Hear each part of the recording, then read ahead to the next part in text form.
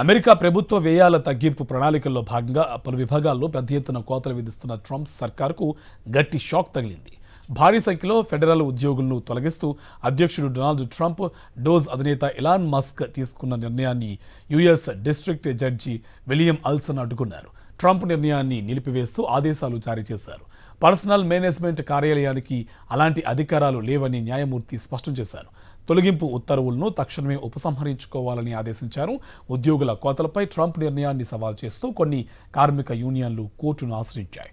పలు ఏజెన్సీల్లో దాదాపు ప్రొబేషనరీ సిబ్బంది అందరినీ తొలగిస్తున్నారని, ఇది చట్ట వ్యతిరేకమని ఆరోపించారు.